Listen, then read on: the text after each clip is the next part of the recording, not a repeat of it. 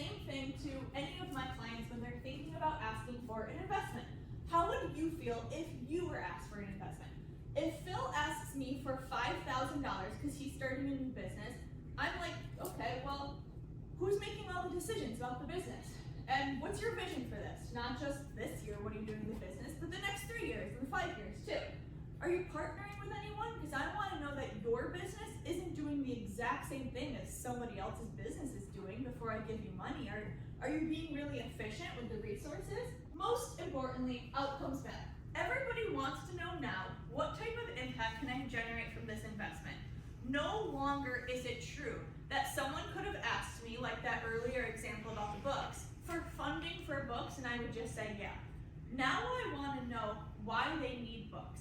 What are they learning? What will they do after they read those books with them?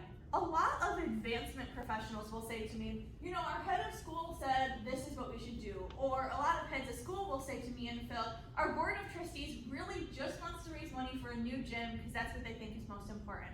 But it doesn't work like that, right? Because unless all three of us, me, the person who's going to solicit the gifts, you, the person we're trusting to lead the school, and you, a voluntary group of people who have a lot of decisions and a lot of responsibility to make, all agree on what the priorities are, and we communicate them with one voice. That's the only solid footing we can go on in order to ask for gifts. 3 sides, this one and the following 2, are examples of things that you might get following a feasibility study.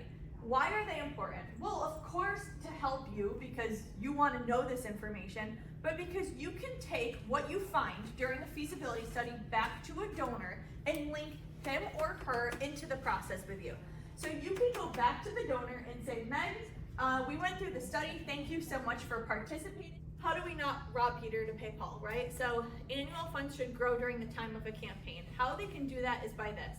If I give you $10,000 to your school every single year and you want to ask me for a campaign gift, I hope you'll ask me for a gift that spans 3 or maybe even 5 years, and that every year of my support that's labeled out in a nice commitment demonstrates that $10,000 is still going to your annual fund.